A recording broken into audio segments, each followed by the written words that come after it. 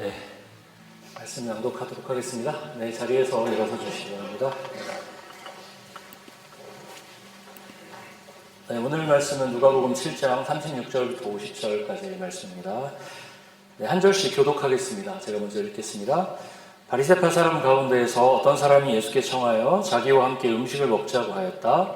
그래서 예수께서는 그 바리새파 사람의 집에 들어가셔서 상에 앉으셨다.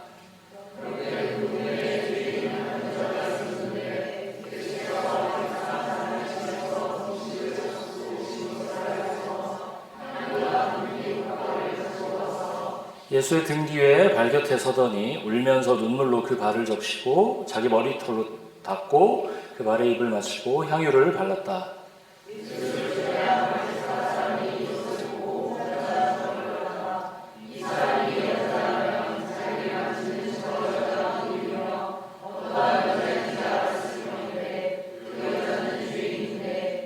예수께서 그에게 말씀하셨다. 시몬아, 내게 할 말이 있다. 시몬이 말했다. 선생님 말씀하십시오. 예수께서 말씀하셨다.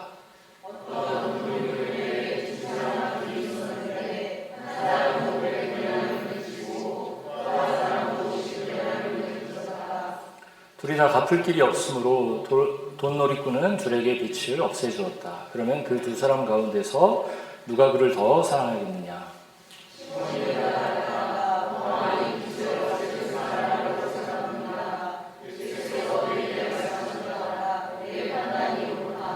그런 다음에 그 여자에게로 돌아서서 시몬에게 말씀하셨다. 너는 이 여자를 보고 있는 거지? 내가 내 집에 들어왔을 때 너는 내게 발 씻을 물도 주지 않았다. 그러나 이 여자는 눈물로 내 발을 적시고 자기 머리털로 닦았다.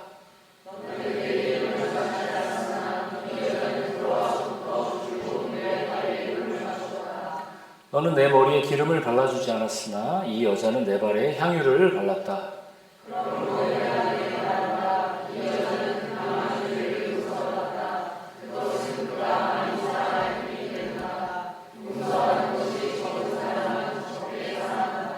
그리고 예수께서 그 여자에게 말씀하셨다. 내 죄가 용서받았다.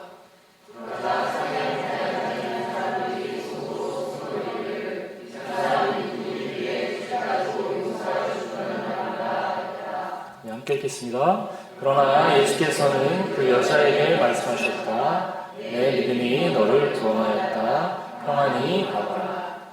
네, 자리에 앉아주시기 바랍니다.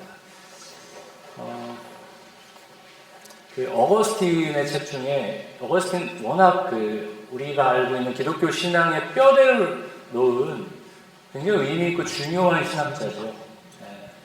2000년 교회 역사에 신학의 뼈대를 놓은 신학자들이 많이 있지만 그 중에서도 어거스틴은 우리가 믿는 이 기독교, 특히 이제 어떤 서방교회라고 하는 교회에 기초를 놓았던 굉장히 중요한 인물입니다. 어거스틴이 쓴 책 중에 유명한 책들이 있는데 그 중에서도 고백록이라는 책이 있습니다. 고백록. 그 책을 보면 어거스틴이 16살 때 친구들과 함께 배나무에서 배를 훔친 이야기가 나옵니다. 배나무에서 배를 훔쳤어요. 그래서 여러분 어린 시절에 서리 같은 거 해보셨나요? 저도 그 시절에 저 아는 선배 형들은 그렇게 하고 살았는데 저는 너무 어려서 못하고 살았는데요. 저보다 연배가 위신 분들은, 시골에 사신 분들은 그렇게 하신 분들도 계시겠지만 소위 말하면 서리를 한 거죠. 어거스틴이 배나무에 있는 배를. 근데 그 서리라는 것이 서리하는 사람들은 장난이지만 그게 생계인 사람들한테는 굉장히 심각한 문제죠. 어거스틴이 나중에 회심을 하고 예수를 믿게 되고요. 어거스틴은 자신이 배를 도둑질하는 것에 대해서 내가 잘못된 방식으로 하나님을 모방한 거다라고 생각을 했습니다. 저는 굉장히 놀라운 통찰이라고 생각하는데요. 사실 어거스틴은 그 배가 너무 먹고 싶어서 그걸 훔친 게 아닙니다. 어떤 하지 말라는 금기를 어길 때 발생하는 어떤 희열 때문에 한 행동이었습니다. 여러분, 금기를 어겨본 적 있으신가요? 고등학교 때 담배를 핀다던가 금기가 있잖아요. 우리 살아가는 세상에 금기, 이거 하면 안 돼, 이거 하면 안 돼. 그 금기를 넘었을 때 묘한 희열들이 있죠. 기쁨들이 있습니다. 어떻게 보면 죄를 짓는 이유는 바로 이런 금기를 넘었을 때 느껴지는 쾌락 때문이라고도 할 수 있을 것 같습니다. 하지 말라는 일을 할 때 찾아오는 희열 때문인 거죠. 그리고 다른 사람은 다 하지 않는데 나는 괜찮아 라고 느끼면서 하는 그 행동의 생각의 뿌리에는 그럼 뭐가 있을까요? 그곳에는 마치 하나님처럼 그 어떤 상황들을 통제하고 싶은 우리의 본능이 있습니다. 마치 하나님처럼 다른 사람들은 넘지 않아도 나는 그 선을 넘을 거야 라고 하면서 그 상황 위에서 군림하고 싶은 인간의 본능인 거죠. 사람들은 알게 모르게 어떤 측면에서는 하나님을 모방하면서 살아가는 것 같습니다. 돈과 권력을 추구하는 이유도 하나님처럼 막강한 힘을 행사할 수 있다는 기대 때문입니다. 하지만 잘못된 방식으로 하나님을 모방할 때 찾아오는 허탈한 감정이 있습니다. 어거스틴이 훔친 배를 몇 개 맛본 뒤에 어떻게 했을까요? 돼지 떼에게 던져버렸습니다. 그 책에서는 그렇게 나오거든요. 그거 왜 그랬을까요?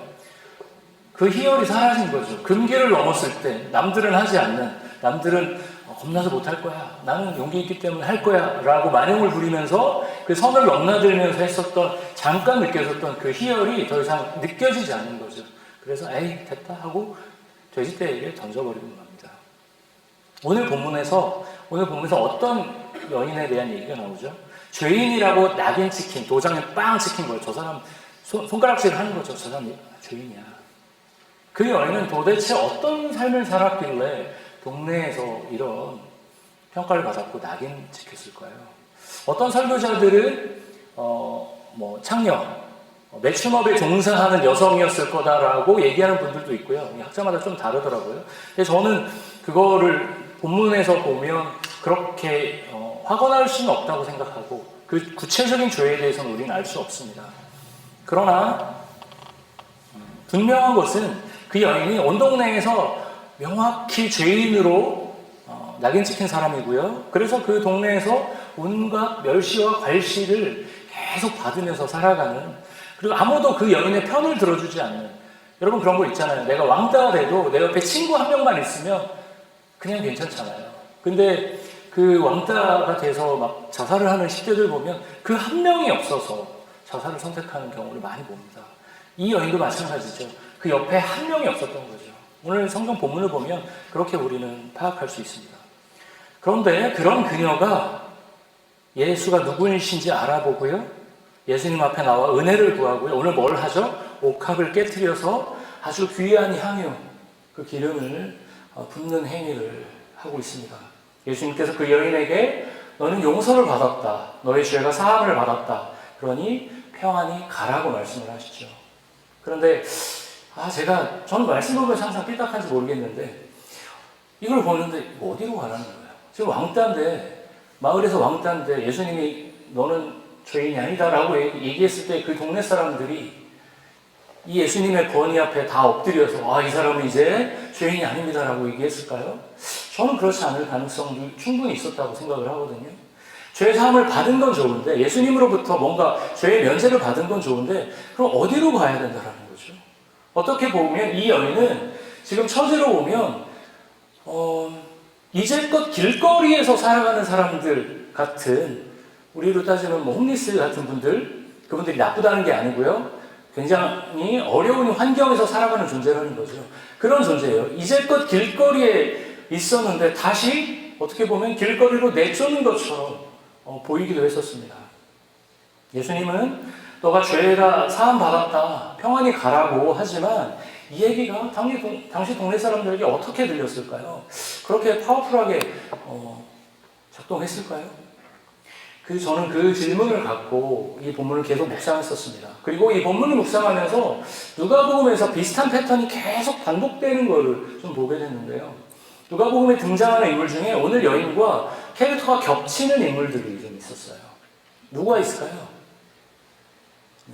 남들 앞에 나오긴 좀 창피하지만 예수님을 쫓아왔던 유명한 삭개오, 오늘 아동부에서도 삭개오 얘기를 하는 것 같았었는데요.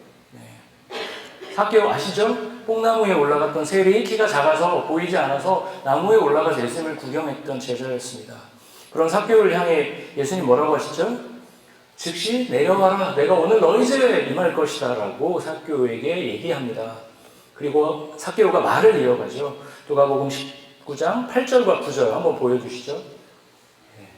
뭐라고 얘기하고 있죠? 삭개오의 어떤 회심, 돌이킴, 회개가 일어납니다. 내 소유의 절반을 가난한 사람들에게 주겠습니다. 그리고 강제로 빼앗은 것이 있으며 4배로 갚겠다고 얘기하고 있습니다. 그리고 얘기하죠. 오늘 구원이 이 집에 이르렀다. 예수님께서 말씀하시죠. 이 사람도 아브라함의 자손이다. 언약 백성이다라는 거죠. 삭개오가 뭐 하고 있죠? 자신의 잘못을 돌이키고 회개하며 주님께 용서를 받았습니다. 그리고 이후의 삶은 성경에서 기록하고 있지는 않지만 추정을 해보면 신실한 성도로 살아가지 않았을까요? 이렇게 극적인 어떤 대면을 하고요. 내 재산을 절반을 나누겠습니다. 내가 복주를 빼둔 게 있으면 4배로 돌려갚겠습니다라고 그렇게 적극적으로 회개했던 사람이 갑자기 물론 돌이킬 수도 있지만 반대로 그렇지 않고 신실하게 살아갔을 것입니다. 누가복음 18장에 보면 또 다른 비유가 하나 나오는데요. 용서를 받은 자와 받지 못한 자의 비유가 아주 명확하게 드러납니다. 지금 용서받은 사람 누가 있었죠? 향유를 깬 여인과 죄인 여인과 또 삭개오가 있죠. 그런데 이 두 존재, 이 용서를 받은 자와 받지 못한 자를 명확히 비유하는 본문이 있는데요. 18장 11절부터 14절 한번 보여주시면 두 사람이 기도하러 성전에 올라갔습니다. 한 명은 바리새인이고요. 한 명은 세리입니다. 여기서 어떤 얘기를 하고 있죠? 11절 보면 바리새인은 서서 따로 기도한대요. 나는 우월한 거죠. 따로 기도합니다. 이 세리와도 같지 않음을 감사한다. 어떤 영적 우월감으로 똘똘 뭉쳐있는 존재죠. 12절 나는 일에 2번씩 금식하고요. 또 소득의 11조 어마어마합니다. 11조 하고요. 금식하고요. 13절 근데 13절에 세리는 어떻게 하고 있습니까? 하늘을 쳐다보지도 못하고요. 하나님이 계신 하늘을 쳐다보지도 못하고요. 가슴을 치면서 하나님이여 불쌍히 여기소서. 나는 죄인입니다. 이렇게 고백하고 있습니다. 그리고 14절 결론적으로 얘기하고 있죠. 바리새인이 아니고 이 세리가 용서를 받았다. 의롭다 하심을 받았다라고 얘기하고 있습니다. 누가복음은 반복적으로 주님께 용서받은 자와 용서받지 못한 자를 비교해서 말합니다. 그리고 용서받는 자들은 스스로가 죄인임을, 그래서 내가 누군가를 정죄할 수 있는 존재가 아니다라는 것들을 뼛속 깊이 인식한 사람들이라고 말합니다. 저는 이들의 미래가 궁금했습니다. 오늘 본문의 7장에서 등장했던 여인이 있죠. 그리고 19장에서 18장에서 등장하는 세리, 이들의 삶은 어디로 향해서 갔을까요? 그리고 19장에서 나왔던 삭개오는 어떤 삶을 살았을까요? 생각을 해보겠습니다. 그러면 예수님을 쫓았겠죠. 다 하던 일을 다 때려치고 쫓았는지 아니면 평일에는 일을 하다가 주말에 그때 주말 개념이 없었겠죠. 어쨌든 틈틈이 그 예수님을 쫓았는지는 알 수 없지만 분명히 회심의 경험, 용서받은 경험을 한 사람들은 예수님을 쫓았을 겁니다. 하지만 어떻게 됐죠? 예수님께서 십자가에 돌아가셨어요. 그리고 남겨진 사람들은 어떻게 됐죠? 누가복음의 저자 누가가 사도행전을 쓰잖아요. 그 사도행전 어떤 일이 일어나죠? 그들에게는 새로운 공동체인 교회가 주어졌을 거예요. 주님 앞에서 스스로 낮아지고 스스로를 죄인으로 인정하는 사람들이 첫 번째 교회인 어디죠? 예루살렘 교회, 우리가 흔히 초대교회라고 하는 그 교회로 아마 모였을 겁니다. 그들은 뭘 했을까요? 함께 말씀을 나누고요, 기도를 하고요, 식사를 하면서 각자가 주님께 어떻게 용서받았는지, 용납받았는지를 나눴을 겁니다. 쉐어했을 겁니다. 예수님이 자신의 삶에서 어떻게 역사하셨는지를 나눴을 겁니다. 그 중에는 귀신 들렸던, 초대교회 성도들 중에는 귀신 들렸던 사람들, 때로는 나병 환자였던 사람들, 아니면 여러 질병을 속에서 고통당했던 사람들인데 예수님의 치유를 통해서 어떻게 해요? 나음을 입은 사람들이 어디 있었을까요? 그 예루살렘 교회 공동체의 구성원으로 자리 잡고 있었을 겁니다. 서로 나누면서 나는 이런 일이 있었어. 나는 갈릴리에서, 나는 가버나움에서, 나는 예루살렘에서 예수님이 이렇게 만났어. 이런 것들을 쉐어하면서 초대교회가 성장해 갔을 겁니다. 예수님께서는 하나님 나라를 선포하셨습니다. 예수님 스스로가 가난한 자들에게 기쁜 소식을, 눈이 먼 자들에게 눈이 떠지는 일들을, 억눌린 자들에게 자유를 주는 메시아라고 얘기하셨어요. 그리고 그 말씀들을 어떻게 하시죠? 구체적으로 여러 가지 기적들을 통해서 계속 실현하셨습니다. 오병이의 기적을 통해서 뭐 하셨죠? 배고픈 사람들을 먹이신 거죠. 하나님 나라가 이런 나라다 보여주셨습니다. 아픈 사람들을 치유하시면서 예수님이 시작하는 그 하나님 나라가 모든 것들이 샬롬의 상태로, 완벽한 평화의 상태로, 원래 아름답게 창조되었던 상태로 돌아가는 그 나라라는 것들을 보여주셨습니다. 그리고 그렇게 오늘 여인처럼, 죄인이었던 여인처럼, 삭개오처럼, 그리고 세리처럼 자유함을 얻은 백성들이 뭘 하기 시작했을까요? 공동체를 만들기 시작한 거죠. 그리고 이 세상 속에서 하나님 나라가 이런 거라고 구체적으로, 실체적으로 증언하게 하신 것이죠. 그런 의미에서 교회의 첫 번째 정의는 뭘까요? 용서받은 자들의 공동체가 바로 교회입니다.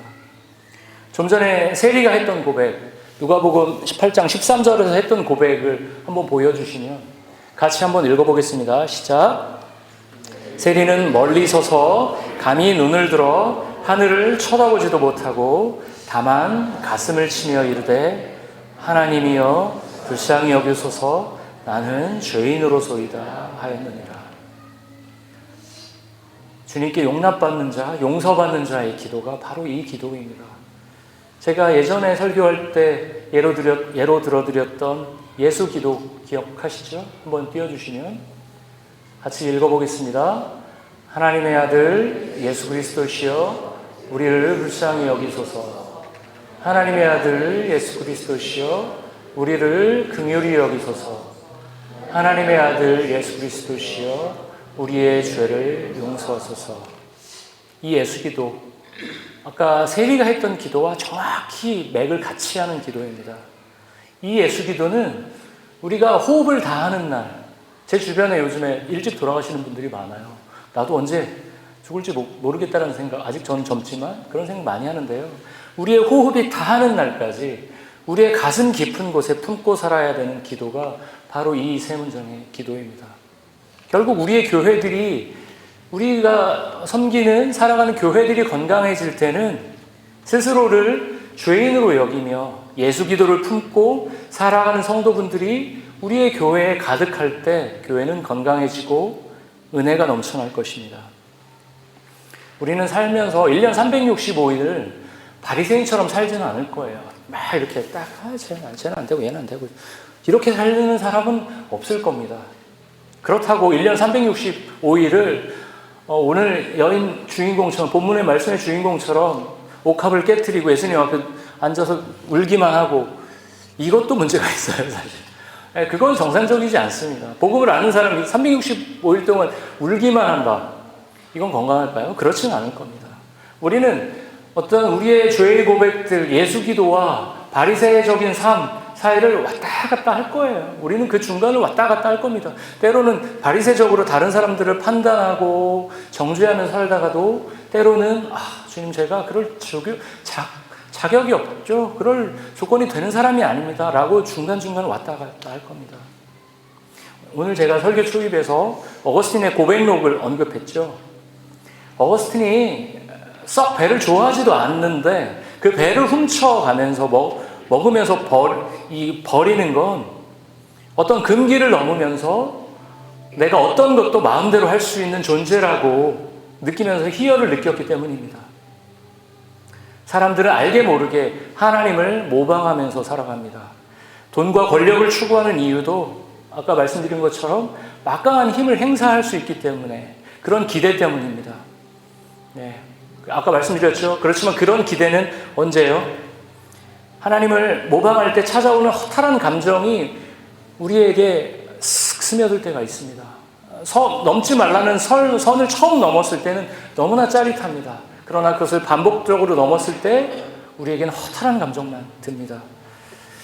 제가 군대에 있을 때 예화를 이제 그만두고 싶지만 제 인생에서 그렇게 강렬한 경험을 많이 한 게 별로 없는 것 같아요.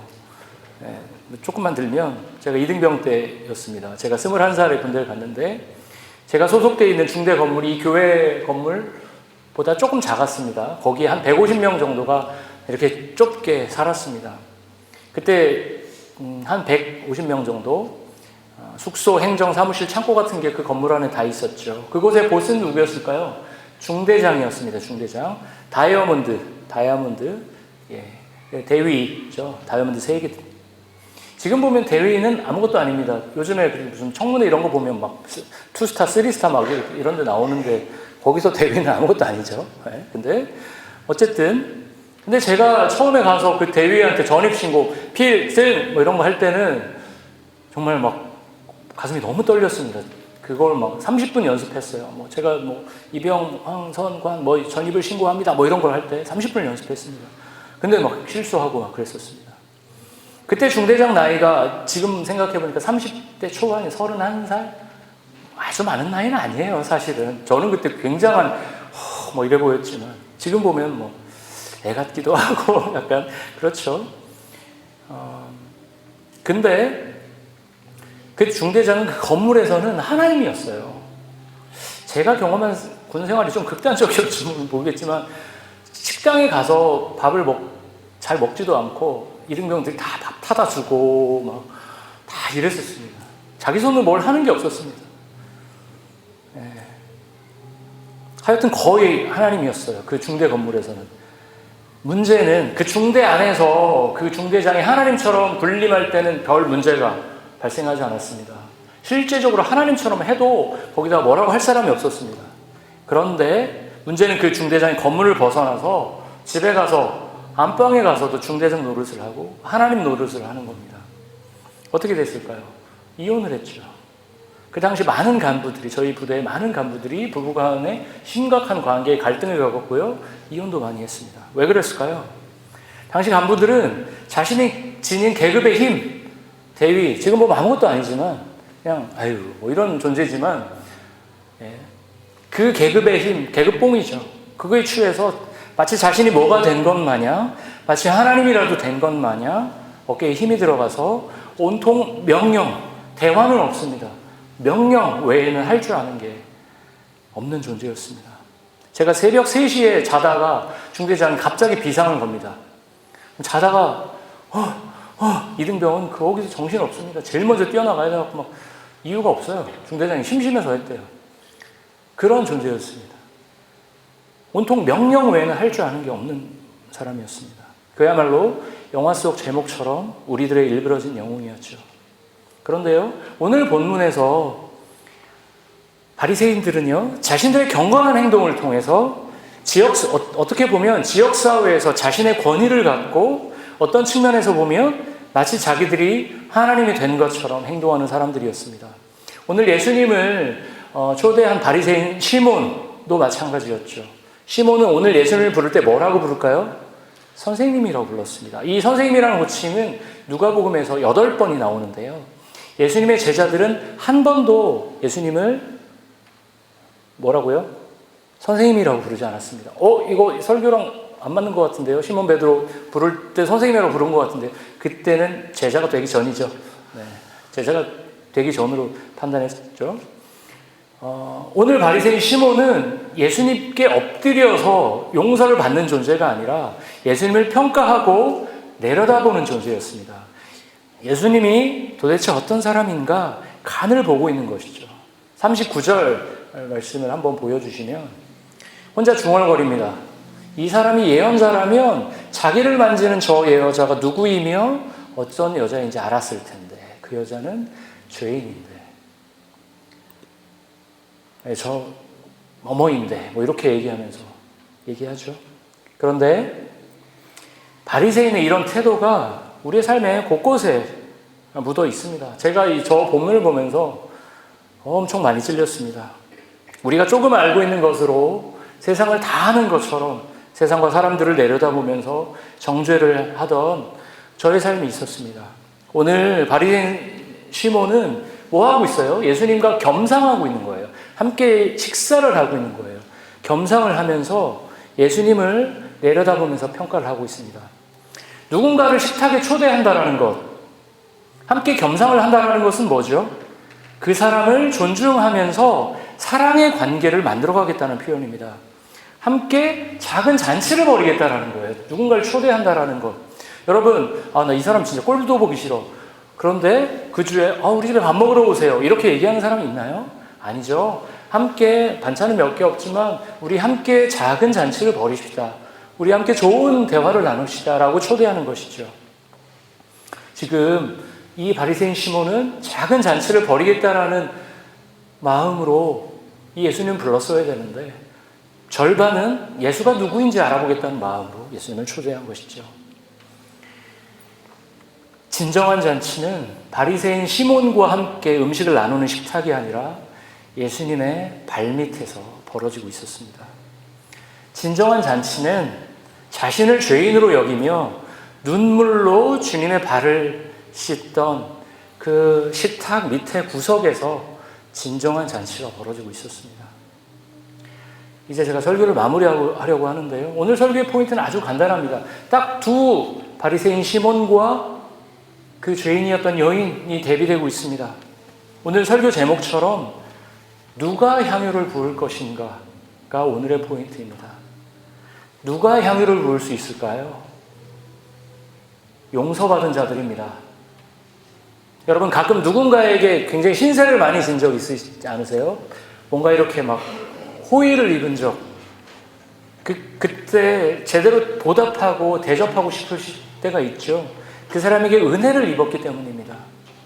우리가 바리새인들처럼 경건한 삶으로 이렇게 살아야 돼, 저렇게 살아야 돼, 이래야 돼 라고 얘기하기 전에 우리가 먼저 기억해야 될 것은 우리가 주님께 용서받은 자들이라는 사실을 기억하는 것입니다. 우리 시대의 교회들이 스스로가 용서받은 자들의 공동체라는 첫 번째 사실을 잊고 세상을 향해 오히려 정죄의 화살을 계속 날리고 있습니다. 현실 정치에 잘못된 방법으로 개입을 해서 교회됨의 본질을 흐리고 있습니다.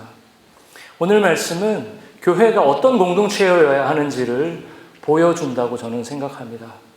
교회는 세상에서 손가락질 받는 사람들, 오늘 이 여인들, 그 옆에 아무도 없는 사람이에요. 이대로 지내다가는 얼마 후에 스스로 목숨을 끊어도 아무 이상하지 않을 만큼 고통스러운 인물이었어요. 그 사람들이, 손가락질 받던 사람들이 마지막으로 찾는 곳이 바로 교회여야 합니다. 부지중에 살인을 했던 사람들이 어디로 갔죠? 구약시대에 도피성으로 갔지요. 그 도피성을 찾았던 것처럼 우리 시대의 교회가 그렇게 마지막에 몰린 사람들에게 손을 내미는 공동체가 되어야 합니다. 예수님 오늘 본문 마지막에서 내 죄가 용서받았다라고 거침없이 말을 하십니다. 그래서 어떤 얘기를 듣죠? 그 말을 굳이 하셔서 다른 사람들이 수근수근 거리게 합니다. 오늘 본문에 보면 그들이 그렇게 말하죠. 이 사람이 누구이기에 죄까지도 용서해 준다는 말인가? 예수님은 그런 시선을 받을 거라는 걸 예상 못 하셨을까요? 아니죠. 예상하셨겠죠. 그렇지만 그런 따가운 시선을 아랑곳하지 않고 그 여인을 죄인이라는 낙인에서 건져내십니다. 예수님은 위험을 자초하는 일임에도 불구하고 여인의 죄사함을 공개적으로 선포하면서 여인의 사회적 관계를 회복시키기 위해서 최선을 다하셨습니다. 저는 교회가 이런 예수님의 용기와 용서를 따르는 공동체여야 한다고 생각합니다. 그런데 자꾸 교회들이 어떻게 할까요? 이 시대의 소수들을 향해 죄인들이라고 낙인을, 너도 죄인이야, 너 이러면 죄인이야, 너 이렇기 때문에 죄인이야 라고 낙인만 찍고 있습니다. 용서하고 용납하고 받아들이는 것이 아니라 넌 이래서 안 돼, 넌 이래서 안 돼라고 계속 손가락질만 하고 있습니다. 그들과 우리가 어떻게 분리될 수 있을까를 더 많이 고민합니다. 그런 시대에 우리에게 필요한 태도는 뭘까요? 오늘 비유적으로 한 말씀 있죠. 50데나리온 받은 사람, 500데나리온 받은 사람. 여러분 50데나리온 받은 사람입니까? 아니면 500데나리온 탕감 받은 사람입니까? 우리가 예수님과 겸상할 수 있는 존재가 아니라 예수님의 발 앞에 엎드려서 눈물로 주님의 발을 씻는 존재로 우리는 살아가야 합니다. 네, 사랑하는 주빌리교회 성도 여러분, 이번 주 수요일부터 이제 사순절이 시작됩니다. 아시겠지만 사순절은 부활절을 앞두고 40일 동안 주님의 부활을 기다리면서 경건하게 보내는 절기입니다. 이 사순절을 보내면서 주님의 발 앞에 엎드려서 주님, 제가 죄인입니다. 제가 용서받아야 되는 존재입니다. 라고 고백하면서 지내시기를 축원합니다. 더불어서 내가 주님께 먼저 용서받은 자로 우리 주변의 많은 이들을 용서하며 그들과 평화의 공동체를 만들어 가시기를 축원합니다. 오늘 설교 제목 뭐죠? 누가 향유를 부을 것인가? 누가 향유를 부어야 할까요? 먼저 용서받은 우리들입니다. 예수를 만나서 자유와 해방을 경험하고 영적인 눈을 뜨게 된 우리들이 일상의 삶에서 우리가 갖고 있던 향유 옥합을 깨뜨려 향유를 부어야 합니다. 향유를 부으며 용서를 구하고 용서를 실천하는 평화의 자리가 우리 삶 곳곳에 가득 펼쳐지기를 축원합니다.